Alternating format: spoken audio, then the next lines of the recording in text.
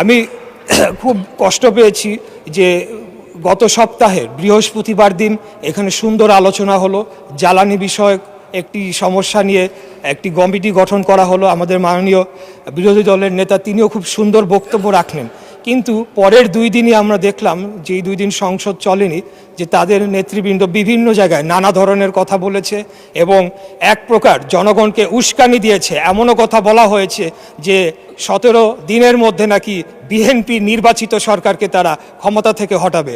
তা আমি আপনার মাধ্যমে এই সংসদ এবং জাতি যারা সকলেই লাইভ টেলিকাস্ট হচ্ছে, সকলেই দেখছে, আমি তাদের উদ্দেশ্যে বলতে চাই যে 2008 সালের নির্বাচনের মাধ্যমে বা এই সরকার ক্ষমতায় আসে নাই, 14, 18, 24-এর মাধ্যমেও এই সরকার ক্ষমতায় আসে নাই।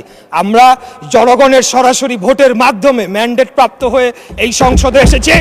আমাদেরকে যদি কেউ হুমকি ধামকি দিয়ে মনে করে সরকার পতন করবে, আমি আপনার মাধ্যমে মাননীয় সংসদ নেতার উদ্দেশ্যে বলতে চাই, আপনি খালি হুকুম দিবেন, ইনশাল্লাহ বিগত দিনে আপনার নির্দেশপ্রাপ্ত হয়ে আমরা যেভাবে রাজপথে অবস্থান করে জনগণের ভোটের অধিকার প্রতিষ্ঠা করার জন্য আন্দোলন সংগ্রাম করেছি, একইভাবে খুনি হাসিনাকে পতন করার জন্য আমরা যেভাবে আন্দোলন সংগ্রাম করেছি, আমাদেরকে যদি হুমকি দেওয়া হয় তাহলে সম্মানিত বিরোধী দলের প্রতি সম্মান রেখেই বলছি, আপনারা যদি আমাদেরকে পতন করার হুমকি দেন তাহলে বিরোধী দলের অবস্থান থেকে আপনাদেরকে পতন ঘটানো হবে ইনশাআল্লাহ।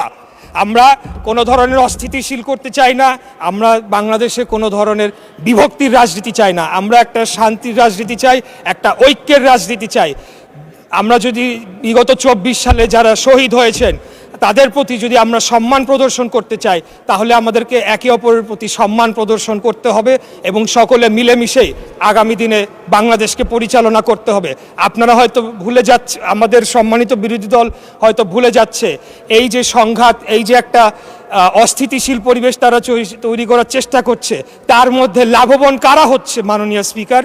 তার মাধ্যমে লাভবান একমাত্র ফ্যাসিবাদের যারা দোসর, যারা পলাতক রয়েছে তারাই লাভবান হবে। আর তারা যদি আবার কোনোভাবে বাংলাদেশে ফেরত আসে তাহলে কি অবস্থা করবে যারা তাদের বিরুদ্ধে আন্দোলন করেছে, লড়াই করেছে, সেটা আমি আপনার মাধ্যমে আমি প্রশ্ন রাখতে চাই।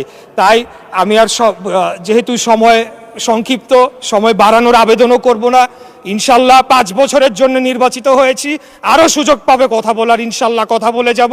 তাই আপনার মাধ্যমে আমি আবারও ঐক্যের আহ্বান জানাচ্ছি, শান্তির আহ্বান জানাচ্ছি এবং পরস্পরের প্রতি একটা শ্রদ্ধার মাধ্যমে আপনারা একটা সম্মান বজায় রাখবেন এবং একে অপরকে হেয় প্রতিপন্ন করার মাধ্যমে যে একটা অপসংস্কৃতি চালু হয়েছিল বিগত খুনি স্বৈরাচারী ফ্যাসিবাদী হাসিনার আমলে, সেখান থেকে যাতে আমরা বের হয়ে এসে আগামী দিনে একটা ঐক্যের রাজনীতি প্রতিষ্ঠা করতে পারি, সেই আহ্বান জানিয়ে আমার বক্তব্য এখানে শেষ করছি।